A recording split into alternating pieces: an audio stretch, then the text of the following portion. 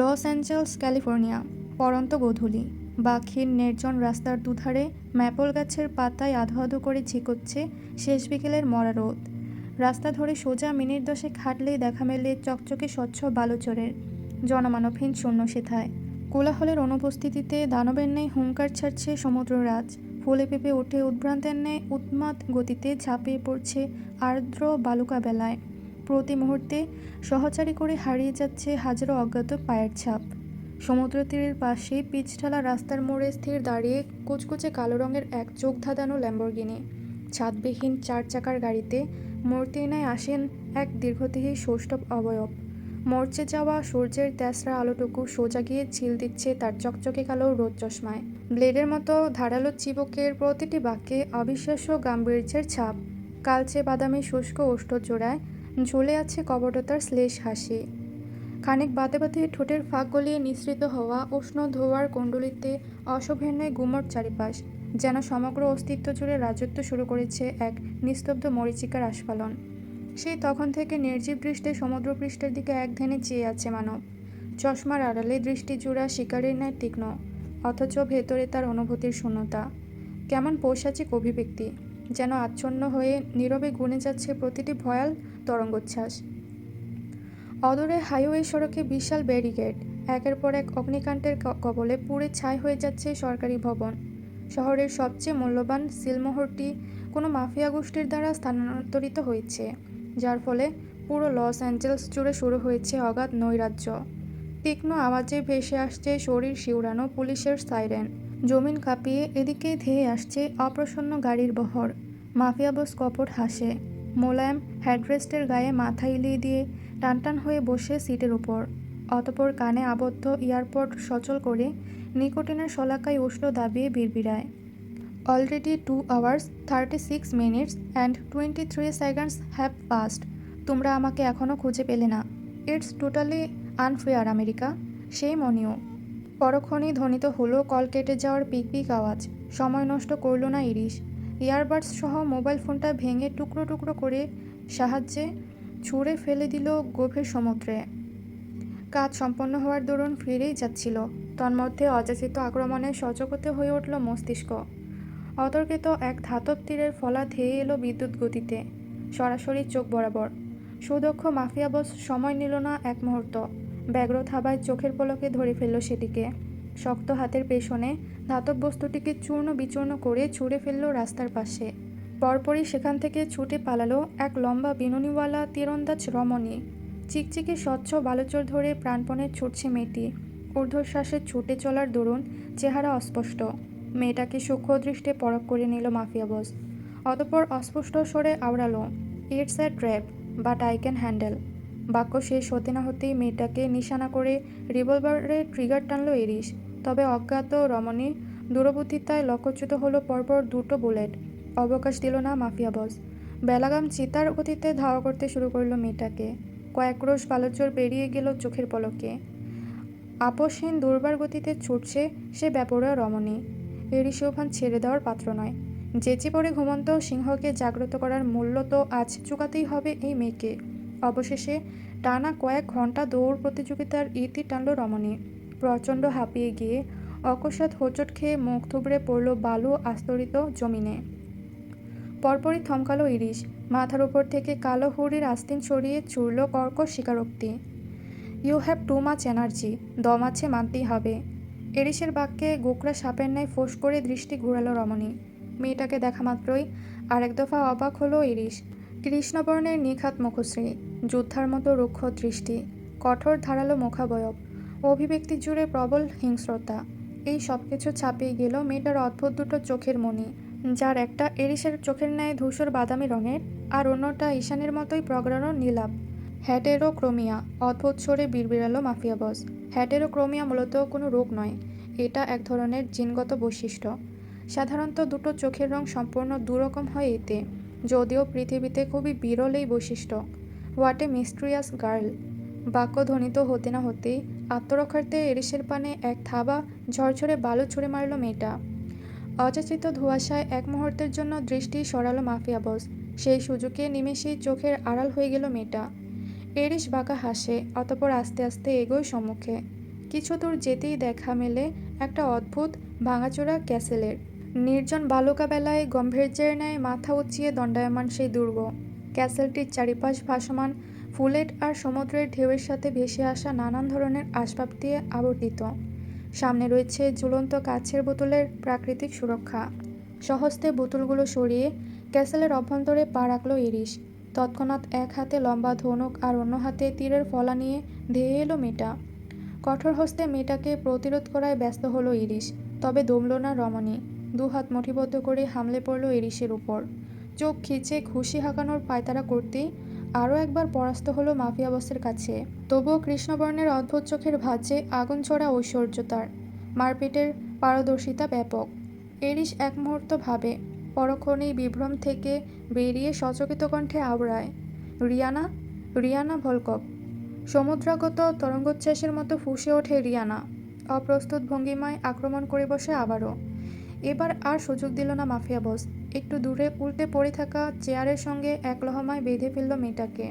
প্রথমে দুহাত, এরপর দুপা, সবশেষে মুখের উপর ঠেসে দিল মোটা স্তরের কষ্টে। পিনপতন নৈশব্দ। এত কিছুর পরেও আকত ভয় রমণী। বিন্দুমাত্র টলানো যায়নি তাকে। চোখের পাতায় প্রতিহিংসার লেশ, দুর্বার বিধ্বংসী অভিব্যক্তি। যেহেতু মুখের উপর কষ্টেপের আস্তরণ, তাই আওয়াজ করার সুযোগ নেই রিয়ানার। ক্রোধে উন্মাদ হয়ে চেয়ার সমেত ছটফট করছে শুধু। Richard is no more. একটু বাদে ওর মুখের টেপটা সরিয়ে সশব্দে বাক্য ছুড়ল মাফিয়া বস, যা শুনে এক মুহূর্তের জন্য থমকালো রমণী। দৃষ্টিতে তার তীক্ষ্ণ বেদনার ছাপ। পর মুহূর্তে দৃষ্টি নামিয়ে অস্ফুট স্বরে আওড়ালো, কাপুরুষ। It's a mistake. রাশভারী পুরুষালী কণ্ঠস্বরটা কর্ণগোচর হতেই গ্রীবা ঘুরায় রিয়ানা। ভ্রুকুটি করে বলে ওঠে, গভর্নরের সিলমোহর তবে আপনিই সরিয়েছেন। রিচার্ড কাপুরুষ নয়। Why are you change the topic? নিজের বয়ফ্রেন্ডের মৃত্যুর খবরে বুক কাঁপল না? এরিসের কথায় অভিব্যক্তি কঠোর হলো রমণীর।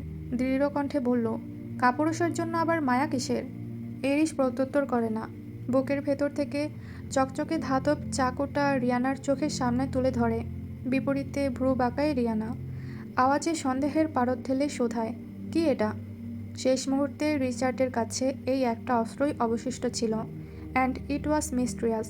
এই চাকুটার গায়ে দু রঙের দুটো চোখ খোদাই করা। মজার বিষয় হলো চোখ দুটো কোনো মেয়ের, অর্থাৎ চোখ দুটো রিচার্ডের খুব বেশি প্রিয়। তখনই বুঝেছিলাম এই চোখের মালিক আমার সামনে আসবেই, তবে এত তাড়াতাড়ি সেটা আশা করিনি। একটুখানি শান্ত হয় রিয়ানা, স্বগতোক্তি করে বিড়বিড়ায়, হি ওয়াজ এ কাওয়ার্ড। ও আমাকে ভালোবাসতে ভয় পেত। তন্মধ্যে আরেক দফা বাক্য ছুড়ে ইরিশ, জীবনের শেষ মুহূর্তে তোমার বয়ফ্রেন্ডকে জিজ্ঞাসা করেছিলাম তার দুর্বলতা কী। সে তোমার নাম বলেছিল। অদৃশ্য যন্ত্রণায় কাতরে ওঠে রমণী। কঠোর নেত্রপটে জড়ো হয় ব্যথার তুফান। প্রকম্পিত স্বরে আওড়ায়, অসম্ভব। রিচার্ড আমাকে ছেড়ে পেয়ারার্স দলে যোগ দিয়েছিল। ও নিজের দস্যুর জীবনের লোভে আমাকে ত্যাগ করেছিল।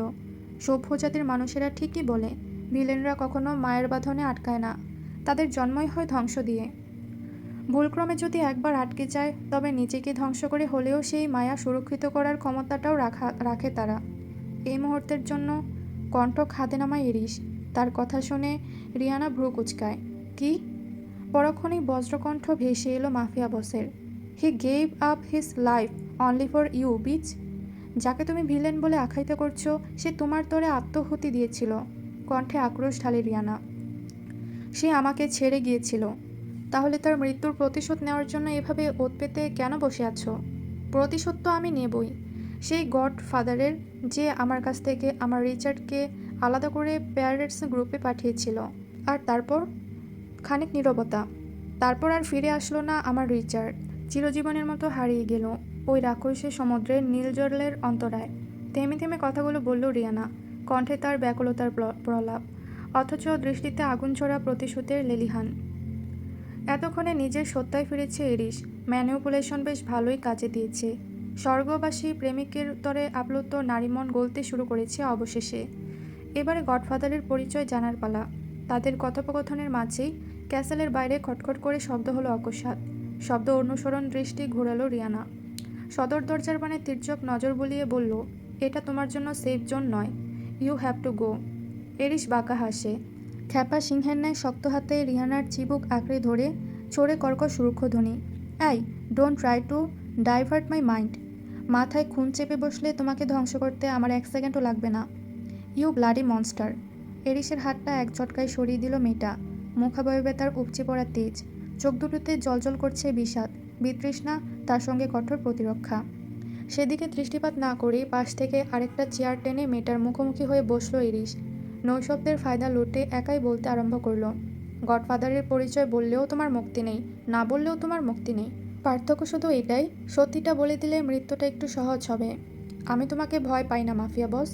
খ্যাপা বাঘিনীর ন্যায় ফুঁসে উঠল রিয়ানা। এরিসের মনে লাগলো খুব। দৃষ্টি জুড়ে প্রস্ফুটিত হলো অশুভ এক আগ্রাসন, যেন রক্তের ফোয়ারা বইয়ে তবেই স্বস্তি মিলবে তার। হিংস্র দানবের ন্যায় দাঁতে দাঁত পিষে হিসহিসিয়ে উঠল তৎক্ষণাৎ। সেলফ কনফিডেন্স, আই হেট ইট। আমার সামনে আত্মবিশ্বাস দেখানোর স্পর্ধায় মরবে তুমি এখন। মস্তিষ্কের প্রতিটি নিউরনে নিউরনে ছড়িয়ে পড়েছে তীব্র ক্রোধ।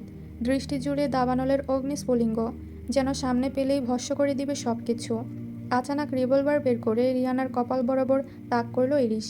কিঞ্চিত ঘাবড়ালো রমণী। শুষ্ক কণ্ঠতল ভেদ করল সূক্ষ্ম ঢেউয়ের তোরণ। পরমুহূর্তেই বিপরীত প্রান্ত থেকে ভেসে এলো ক্ষুদ্রস্বর, তোমার খেলা এখানেই শেষ। কথা বলতে না বলতেই হাওয়ার বেগে ছুটে গিয়ে রিয়ানার ডান বাহু বিদ্ধ হলো তীক্ষ্ণ এক ধাতব বুলেট। ঘটনার আকস্মিকতায় জোরালো ধ্বনিতে চিৎকার দিয়ে উঠে চেয়ারের হাতলে লুটিয়ে পড়ল রিয়ানা। নারীকণ্ঠের তীব্র আর্তনাতেও এইটুকু টলল না মাফিয়া বসের অন্তর। হিমালয়ের ন্যায় অটল সে মানব। দক্ষ নিশানা ধরে প্রস্তুতি নিল আরও একটা গুলি ছোড়ার। তার আগেই পেছন থেকে ছুটে আসে, ছো মেরে তার রিভলভারটা কেড়ে নিল অন্য কেউ। একলহমায় ঘুরে দাঁড়ালো মাফিয়া বস। আগন্তুকের পানে অগ্নিদৃষ্টি নিক্ষেপ করে ধীম কণ্ঠে বলে উঠল, তুমি এখানে কি করছো? আমাকে আপনার প্রয়োজন, তাই এসেছি। রাশভারী কণ্ঠস্বর। কালো সোয়েট শার্ট আর গ্যাভার্ডি পরিধেয় মানুষটি রোবটের ন্যায় নিষ্ফল কদমে এগিয়ে এলো সম্মুখে। এরিসও এগুলো দুকদম। অচিরেই দৃষ্টির মিলন ঘটল দুজনের। ধ্বংসের মতো উদ্যত মাফিয়া বস দাঁতে দাঁত পিষে বলল, ফিরে যাও তুষার জাওয়াত, তোমাকে আমার আর প্রয়োজন নেই। আমাকে আপনার প্রয়োজন আছে। একই ধ্বনিতে প্রত্যুত্তর করল যন্ত্রমানব, যেন মোটেই ব্যতিগ্রস্ত নয় সে। তেমন করেই বলতে আরম্ভ করল, জানতাম মাথা গরম হলেই গুলি ঠুকে দিবেন। সত্যিটা জানার জন্য ধৈর্য আর কন্ট্রোল দুটোই প্রয়োজন, যা আপনার নেই। Don't try to underestimate me Tushar Jawat. আমি তোমার চেয়ে অনেক এগিয়ে। অতর্কিত ব্যগ্র হাতে তুষারের কলার চেপে ধরল ইরিশ। সেদিকে ভ্রুক্ষেপ করল না যন্ত্রমানব। কণ্ঠ তার শীতল সাবলীল। কিন্তু বয়সে আমি বড়। ফাক ইউর ব্রোম্যান্স। খ্যাপাটে ইরিশ গর্জে উঠল। তুষার দম ছাড়ার আগেই তার নাসারন্ধ্র বরাবর ঘুষি মারল কয়েকটা। কয়েক মুহূর্তের জন্য স্তব্ধ হয়ে গেল পরিবেশ। পেছন ফিরে থুতুয়ের সাহায্যে মুখগহ্বরে জড়ো হওয়া রক্তের দলা অদূরে ছুঁড়ে ফেলল তুষার। অতপর কোনো পূর্বাভাস ছাড়াই পাল্টা ঘুষি হাঁকালো ইরিশের মুখে। সুনিপুণ অধরকোণ রঞ্জিত হলো রক্তের ধারায়। জিভের ডগায় উৎকট নোনতা স্বাদ অনুভূত হতেই অশুভের ন্যায় কপট হাসল মাফিয়া বস। রক্তটুকু লেহন করে অতি কপট স্বরে আওড়ালো, actually I am not a vampire, but it's taste so good. অতপর অতর্কিতে ঝাঁপিয়ে পড়ল তুষারের উপর। কোনো বন্দুক নয়, কোনো মারণাস্ত্র নয়, কেবল ধস্তাধস্তিতেই একজন অপরজনেরকে রক্তাক্ত করে ফেলল ওরা। সে কি তেজ, সে কি ক্রোধ! একজন দুটো হাঁকালে অপরজন গুনে গুনে 4টা ফেরত দিচ্ছে। এভাবেও বুঝি রক্ত ছড়িয়ে অভিমান মেটানো যায়? মাফিয়াদের রক্তের ফোঁটার দাম নেই, সত্যিই কোনো দাম নেই। নইলে এত রক্ত ছড়ানোর দায়ে তুষার এরিশ দুজনেরই কারাদণ্ড প্রাপ্য। ওদিকে তুষার আর এরিশের কাণ্ডে হতবুদ্ধি হয়ে যায় রিয়ানা। আহত শরীরটাকে কোনো মতে সামলে নিয়ে চেয়ারেই ঠেস দিয়ে বসে আছে সে। ঘটনার এক পর্যায়ে ওরা দুজন বেগতিক হয়ে উঠল। রক্তে ভেজা চপচপে শরীর নিয়েও কেউ কাউকে এক চুল সমান ছাড় দিতে নারাজ তারা। সেই সময় পেছন থেকে বাক্য ছাড়ে রিয়ানা, তোমরা আমাকে ধরতে এসে নিজেদের মধ্যে কেন মারামারি করছো? এতই যখন বক্সিং খেলার শখ, তখন আমাকে ছেড়ে দাও, তারপর যা খুশি করো। এসব বেহুদা নাটক দেখার সময় নেই আমার। সেই শুরু থেকে মেয়েটা সাহস দেখে দেখে অবাক হয়ে যাচ্ছে ইরিশ। দুহাত মুঠিবদ্ধ করে ভয়ঙ্কর দৃষ্টিতে তাকিয়ে কিছু বলবে মেয়েটাকে, তার আগেই ওপাশ থেকে বাক্য ছুড়ে তুষার, কথায় দেখছি প্রচণ্ড ধার। তৎক্ষণাৎ প্রত্যুত্তর করল ইরিশ, এই মুহূর্তে ওর জিহ্বা কেটে দেব আমি। বাদ সাধল তুষার, ঠান্ডা স্বরে বলল, ও যা জানে সেটা আগে বের করতে হবে। মেয়েটা মিস্ট্রিয়াস, মুখ খুলছে না কিছুতেই। এরিশের কথায় দম নিয়ে হাসল তুষার, কৌতুক করে বলে উঠল, আপনি যে লেভেলের হিংস্র, ও চাইলেও কিছু বলতে পারতো না। আমি বাধা না দিলে এতক্ষণে উপরে পাঠিয়ে দিতেন। I hate argument. মেয়েটা তর্ক করে যাচ্ছিল তখন থেকে।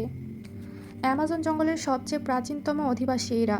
সত্যিকারের পাইথন আর অ্যানাকোন্ডার সঙ্গে দীর্ঘদিনের সহাবস্থান এদের। মিস্ট্রিয়াস তো হবেই। দেখুন গুলি খেয়েও কেমন স্ট্রং হয়ে বসে আছে। They have some extraordinary human immunity. কী বলতে চাইছ? রক্তাক্ত ইরিশ ঘুরে তাকায় তুষারের পানে। নৈশব্দে হ্যাঁ সূচক মাথা নাড়িয়ে অদৃশ্য এক ইঙ্গিত প্রদান করে Tushar. You need to use our mind. কথা শেষ হতেই রিভলভার হাতে ধীরস্থির কদমে সামনে এগোয় দুজন, একই গতিতে। খানিক আগের মারামারি ধস্তাধস্তি সবটাই যেন অলীক। এখন এই মুহূর্তে তাদের লক্ষ্য এক, চিন্তা এক, কৌশল এক, আর ভবিতব্য সেটাও বোধহয় অভিন্ন। একযোগে এগিয়ে আসা প্রতিটি জোরালো কদম জানান দিয়ে যায় তার সত্যতা। তুষার এবং এরিস যেন দুটি পৃথক দেহের একই সত্তা। ওদের দুজনকে একযোগে এগিয়ে আসতে দেখে কিঞ্চিত ঘাবড়ায় রিয়ানা। চোয়াল শক্ত করে বিড়বিড়ায়, ইউ গাইস আর ইনসেইন। কাছাকাছি আসতেই এদিক ওদিকে ঘাড় ফুটিয়ে সোজা রিয়ানার মুখোমুখি চেয়ারটায় বসে পড়ল ইরিশ। অনেকটা আয়েশ করে হাঁটুর উপর আরেকটা পা তুলে রাজা ধীরাজের মতো বসল সে। ওদিকে পেছন থেকে রিয়ানার মস্তিষ্ক বরাবর রিভলভার ঠেসে ধরল তুষার। মুখাবয়ব চুপসে গেল মেয়েটার। বিপদ আসন্ন ভেবে কুণ্ঠিত স্বরে আওড়ালো, তোমাদের সঙ্গে আমার কোনো শত্রুতা নেই, তাহলে শুধু শুধু আমাকে কেন মারতে চাইছ? আর একটা অপ্রয়োজনীয় বাক্য ছুড়লে জিহ্বা কেটে দুভাগ করে ফেলবো তোমার। মাফিয়া বসের নীরব হুমকিতে অন্তর প্রকম্পিত হয় রিয়ানার। কিছু বলতে গিয়েও থমকায় সে। ফের প্রশ্ন ছড়ে তুষার, রিচার্ডকে পাইরেটস দলে কে পাঠিয়েছিল? দীর্ঘশ্বাস ছাড়ে রিয়ানা। আত্মসমর্পণের মতো করে নির্লিপ্ত কণ্ঠে জবাব দেয়, আমি বললে বিশ্বাস করবে তোমরা? ওপাশে নৈশব্দ। গোমট আবহ পরিলক্ষিত হলো। একাই বলতে আরম্ভ করে রিয়ানা, ঘটনার শুরু ব্লাড ডায়মন্ড দিয়ে। এই অভিশপ্ত বিরল পাথরকে অ্যামাজন অধিবাসীরা বলে ধ্বংসের দূত। এই পাথর যার কাছে যায় সেই কোনো না কোনোভাবে বিপর্যস্ত হয়। তোমার কাছে ফেরি টেল শুনতে আসিনি আমরা। Answer your question bitch. Who is the godfather? এরিসের হুঙ্কারে আটকে ওঠে রিয়ানা। থমথমে স্বরে জানায়, আমি জানি না। অকস্মাৎ শক্ত থাবায় মেয়েটার কণ্ঠনালী চেপে ধরে এরিস। পেছন থেকে তুষার জিজ্ঞাসা করে, গডফাদারের সঙ্গে ব্লাড ডায়মন্ডের কী সম্পর্ক? থেমে থেমে জবাব দেয় রিয়ানা, পৃথিবীর সূচনা লগ্নে অ্যামাজনের গহীন থেকে এই রত্ন সংগ্রহ করে আমাদেরই এক পূর্বপুরুষ। প্রচলিত আছে এই পাথর সংগ্রহের পরপরই একের পর এক বিপর্যয়ে পুরো পরিবার ধ্বংস হয়েছে তার। তখন থেকেই আমাদের আদিবাসীদের কাছে এক অমীমাংসিত রহস্যের নাম রক্তহীরক। এই রত্নের অদ্ভুত জ্যোতি আর বিক্ষুব্ধ কর্মকাণ্ডের ফলে তাদের বদ্ধ ধারণা রক্তহীরক পৃথিবীর কোনো অংশ নয়, বরং আকাশ থেকে খসে পড়া মহাজাগতিক কোনো নক্ষত্র এটি। সভ্য জাতিদের সঙ্গে লড়াই করার জন্য যা স্বয়ং ঈশ্বর তাদের দান করেছেন। একটু থামল রিয়ানা। এরিস তুষার দুজনই প্রগাঢ় অভিলাষে চেয়ে আছে ওর পানে, যা দেখে সুতীব্র এক দীর্ঘশ্বাস বেরিয়ে এলো মেয়েটার বুক চিরে। কোনোরূপ গড়িমসি না করেই স্পষ্ট আওয়াজে বলে উঠল, অ্যামাজনের জঙ্গলি আদিবাসী আমরা, সভ্যতা থেকে অনেক পিছিয়ে। আমাদের বিশ্বাস ভক্তিতে বিজ্ঞানের ছোঁয়া অনুপস্থিত। রয়েছে ব্যাপক পরিমাণের রীতিনীতির অনুসরণ, যার ফলে পূর্বপুরুষের রীতি মোতাবেক রক্তহীরক যার হাতে থাকবে সেই আমাদের নিকট দেবতা তুল্য। হাজার বছরের এই রীতির অনুকরণ আমরা জঙ্গলেই নিজেদের মধ্যে সীমাবদ্ধ রেখেছিলাম, যতদিন না সভ্যতা আমাদের ভক্তিত্বে হস্তক্ষেপ করে। রক্তহীরক কী করে তার হাতে চলে গিয়েছিল সেই রহস্য জানা নেই আমার, তবে এতটুকু জানি ওই পাথরের জন্যই আজ আমাদের গোত্রের এত বড় বিপর্যয়। ওই গডফাদার লোকটা রক্তহীরকের প্রলোভন দেখিয়ে গোটা সিংহলী জাতিকে নিজের করায়ত্ত করে রেখেছে। নিজেকে প্রভুর আসনে বসিয়ে আমাদের আদিবাসীদের দ্বারা একের পর এক স্বার্থ হাসিল করে যাচ্ছে লোকটা। আমার ভালোবাসার রিচার্ডও তার ভুক্তভোগী। আমি জানি না ঠিক কতদূর গড়াবে তার এই পাশবিকতা, আর কবেই বা মুক্তি পাবো আমরা। এই পর্যায়ে প্রশ্ন ছড়ে তুষার, এখন তো ব্লাড ডায়মন্ড অন্য কারো হাতে, তাহলে তোমরা কেন শুনছো তার কথা? রীতি অনুযায়ী ব্লাড ডায়মন্ডের মালিকই হবে তোমাদের প্রভু। ওই যে বললাম অজ্ঞতা। গোত্রের বেশিরভাগ মানুষই অন্ধবিশ্বাসী। এত বছর তারা এই গডফাদারের অনুগত করে এসেছে, এখনও অন্ধের মতোই বিশ্বাস তাদের। ব্লাড ডায়মন্ডের আসল মালিক একমাত্র সেই, কিন্তু আমি ভিন্ন। ওই পাষণ্ড গডফাদারকে না তো আমি বিশ্বাস করি, আর না তো ভক্তি। কখনো দেখেছো তাকে? ঠান্ডা স্রোতের মতো কণ্ঠস্বরটা শ্রবণেন্দ্রিয় ভেদ করতেই তড়া করে চোখ তুলল রিয়ানা। এরিসের পানে পূর্ণ দৃষ্টি নিক্ষেপ করে জবাব দিল, না, কখনো দেখিনি। কোনোদিন দৈহিক বর্ণনাও শুনিনি। তবে শেষবার রিচার্ডের কাছে শুনেছিলাম সে আমাদের মতো স্বাভাবিকভাবে হাঁটে না, ক্রাচে ভর করে এক পা টেনে টেনে হাঁটে। কোন পা? তুষারের ধারালো মস্তিষ্ক ইঙ্গিত দিচ্ছে কোনো কিছুর। প্রত্যুত্তরে রিয়ানা কিছু বলবে, তার আগেই পুরো বেলাভূমি জুড়ে ঘটে গেল অপ্রত্যাশিত এক বিপর্যয়। অকস্মাৎ শক্তিশালী গ্রেনেড হামলে পড়ল নির্জন বালুচরের উপর। মুহূর্তেই বিস্ফোরণের বিকট শব্দে প্রকম্পিত হয়ে উঠল ধরণী। কিচিরমিচির করে শঙ্কিত ধ্বনি তুলে উড়ে পালালো শঙ্খচিলের দল। দানবীয় অগ্নিগ্রাসে নিমেষে হারিয়ে গেল সমগ্র ক্যাসেল। ভূগর্ভের তীব্র প্রকম্পনে সুনামির ন্যায় ফুলে ফেঁপে উঠল সমুদ্র। ক্যাসেলের অভ্যন্তরে কীটপতঙ্গের ন্যায় ছিটকে পড়ল ওরা তিনজন মানবী। কোনো মতে নিজের অস্তিত্ব সামলে সচকিত হয়ে ওঠে দাঁড়াতেই মাফিয়া বসের ইস্পাত কঠিন বক্ষ ভেদ করে বেরিয়ে একটা চকচকে ধাতব বুলেট। ঘটনার আকস্মিকতায় স্তব্ধ হয়ে গেল তুষার। কোনো কিছু বুঝে ওঠার আগেই মুখের ওপর আবিষ্কার করল ছিটকে আসা তাজা রক্তের ঘ্রাণ, এরিসের রক্ত, যা দেখামাত্রই বিদ্যুৎ চালিত পাখার নেই সমগ্র দুনিয়াটা চোখের সামনে ঘুরতে লাগলো ওর। পরিস্থিতি আঁচ করার আগেই পরপর আরও দুটো বুলেট এসে তীরের ফলার ন্যায় বুকের বাম পাঁজরে গেঁথে গেল ইরিসের, ঠিক হৃদয় বরাবর। প্রথম গুলিটা লাগার পরে স্থির দাঁড়িয়ে থাকলেও এবার আর সৌষ্ঠব শরীরটাকে নিয়ন্ত্রণ করতে পারল না মানব। শক্তিশালী বুলেটের ধাক্কায় পিছিয়ে গেল দুকদম। দৃষ্টি জুড়ে শুধু অগ্নিশিখার আস্ফালন, দাউ দাউ করে জ্বলে পড়ে ছাই হয়ে যাচ্ছে চারিপাশ। নীরবে দম ছাড়ল ইরিস। জীবনে প্রথমবারের মতো শরীরের সমগ্র ভার ছেড়ে বসে পড়ল হাঁটু ভেঙে। কানের কাছে ঝিঝি পোখার অসহনীয় গুঞ্জন। তুষার ছুটে এলো ওর কাছে, জোরে জোরে শরীর ঝাঁকিয়ে বলতে লাগলো কিছু একটা। অধৈর্য ইরিস সেসব শোনার জন্য বসে রইল না আর। ধীরে ধীরে শুয়ে পড়ল ধুলো জমানো শক্ত জমিনে। চারিদিকের কোলাহল, বারুদের ঝাঁঝালো গন্ধ, জ্বালাময়ী অগ্নিদাহ সবকিছু ছাপিয়ে মাফিয়া বসের নিভু নিভু দৃষ্টি জুড়ে ভেসে উঠল একজোড়া শান্ত শীতল নীলাক্ষী, এক ফালে হৃদয় জুড়ানো স্নিগ্ধ হাসি, আর পরিবেশে একগুচ্ছ চেরি ব্লসমের মিষ্টি সুঘ্রাণ। মরিচিকার মতো আধারের অতলে হারিয়ে যেতে যেতে এক অতৃপ্ত বাসনায় হেসে উঠল মাফিয়া বস। অতঃপর নৈশব্দে বুঝে গেল তার অক্ষিপট। বাংলাদেশ। সকাল থেকেই আকাশ ভার। গোধূলির পোড়োতেই ম্লান হয়ে এসেছে সূর্যকিরণ। অদ্ভুত নীরবতার ছায়ায় ঢাকা পড়েছে দিনের উচ্ছ্বাস। কেমন যেন বিষণ্ণ চারিপাশ। ক্লান্তিময় দিবালোকের শেষ আলোটুকু নিঃশব্দে মিলিয়ে যাচ্ছে সন্ধ্যার কোল ঘেঁষে। জানালার ধারে চেয়ার পেতে বসে নিঃশব্দে আকাশ দেখছে নিঝুম। কোলের ওপর অযত্নে মেলে রাখা ক্লাসের বই। ঝিরিঝিরি বৃষ্টির সংস্পর্শে ধেয়ে আসা ভেজা বাতাসে এলোমেলোভাবে উল্টে যাচ্ছে তার পাতা। বেখেয়ালি নিঝুম ডুবে আছে মায়া কাননে। আনমনে ঝিমাচ্ছে তার অন্তঃকরণ। একটু বাদেই আওয়াজ ভেসে এলো রান্নাঘর থেকে। কি রে নেংটি ইঁদুর, চিংড়ি রেঁধেছিস কেন? তুই জানিস না চিংড়ি আমি খেতে পারি না, আমার অ্যালার্জি হয়। নাকের ডগায় ভাঁজ পড়ল। নিঝুমের চোখে জড়ো হলো বিরক্তির ছোঁয়া। পেছনে ঘুরে তৎক্ষণাৎ প্রত্যুত্তর করল, ষাঁড়ের মতো চেঁচাবেন না তুর্য ভাই, আমি পড়ছি এখানে। রান্নাঘর থেকে হনহনিয়ে বেরিয়ে এলো তুর্য। নিঝুমের কাছাকাছি এসে রাগে কটমটিয়ে বলল, আমি ষাঁড় তো কি? নিঝুমের দৃষ্টি জানালা ছাপিয়ে বাইরে। আকাশ ফুটো হয়ে ঝুম বৃষ্টি শুরু হয়েছে। রিমঝিম ছন্দে মুখরিত ধরণী। এই তো গত মাসেই খালামণির প্রচণ্ড জোড়াজুড়িতে তুর্যের চিটাগংয়ের ফ্ল্যাটটায় শিফট করেছে ওরা দুজন। আর তারপর থেকেই শুরু হয়েছে খালামণির আদরের ছেলের বাদরগিরি। এটা করে দে, ওটা করে দে, সেটা এনে দে, ওটা এনে দে, ফরমায়েশ খাটতে খাটতে বিরক্ত নিঝুম। সারাদিন পতি সেবা করতে করতে পড়াশোনা লাটে উঠেছে তার। খিদে পেয়েছে আমার, ডিম ভেজে দে। তুর্যের কথায় সংবিত ফিরল নিঝুমের। সামান্য ঘাড় গড়িয়ে অত্যন্ত রূঢ় স্বরে বলে উঠল, নিজের কাজ নিজে করুন গিয়ে। বাক্য শেষ হতেই একটানে ওর বইটা কেড়ে নিল তুর্য। ছন্দ রাগে কটমট করে বলে উঠল, নিজের কাজ নিজে করলে তোকে রেখেছে কেন?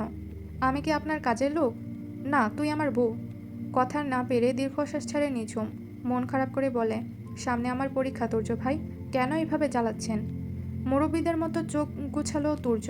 ঢং করে বলল, সে কি কথা, স্বামীর সেবাকে তোর জ্বালাতন মনে হচ্ছে? ছি নিঝুম, কতটা বেয়াদব তুই। আপনি স্বাভাবিক একটা কথাকে টেনে টুনে ঘোলাটে বানাচ্ছেন, পাড়ার ঝগড়ুটে মহিলাদের মতো। তুই আমাকে ঝগড়ুটে বললি? এটাও তো বেয়াদবি। পড়ালেখা করে এই শিখেছিস এত বছর? তুর্যের কথায় দীর্ঘশ্বাস ছাড়ল নিঝুম। এই লোকের সঙ্গে কথা বাড়ানো মানে যেচে পড়ে নিজের মূল্যবান সময় খোয়ানো। ঝগড়া তো করবেই, সাথে কথার প্যাচে পাগল বানিয়ে ছাড়বে। অগত্যা চেয়ার ছেড়ে উঠে রান্নাঘরে চলে গেল নিঝুম। যেতে যেতে প্রশ্ন ছুড়ল, আমলেট নাকি মামলেট? হাতে প্লেট নিয়ে নিঝুমের পেছনে ছুটতে ছুটতে উৎসুক কণ্ঠে বিড়বিড়াল তুর্য, হে হে হে, লক্ষ্মী বউ আমার। সন্ধ্যা রাতে 7টা।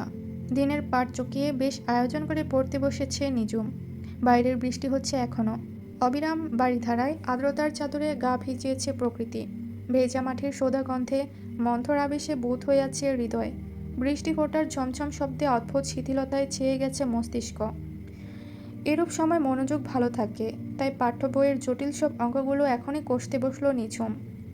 আঙুলের ডগায় কলম ঘোরাতে ঘোরাতেই আবিষ্কার করলো ওর পাশে এসে দাঁড়িয়েছে কেউ। পারফিউমটা চেনা। সূর্যের উপস্থিতি টের পেয়ে ঘাড় ঘোরায় নিঝুম।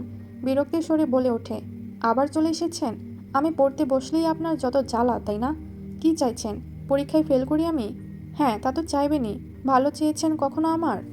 তোর সমীকরণ ভুল আছে। শান্ত সাবলীল স্বরে প্রত্যুত্তর করল তুর্য। দৃষ্টি তার নিঝুমের নোটপ্যাডে আবদ্ধ। থমকালো নিঝুম। নিজ খাতার দিকে গম্ভীর দৃষ্টিপাত করে বলে উঠল, মানে? তুর্য কথা বাড়ালো না, বিনা অনুমতিতে ঝুঁকলো সম্মুখে। রমণীর গা ঘেঁষে হাত বাড়ালো নোটপ্যাডে। জটিল সমীকরণ, যেটা গত 1 ঘন্টা ধরে মিলিয়েছে নিঝুম, সেটা একটানে কেটে দিয়ে দক্ষ হাতে সলভ করলো অঙ্কটা।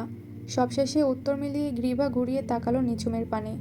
মেয়েটার অবাক দৃষ্টিতে বিন্দুমাত্র ভ্রুক্ষেপ না করে গভীর স্বরে আওড়ালো, তোর ভালো চাই কিংবা না চাই, তোকে কিন্তু ঠিকই চাই।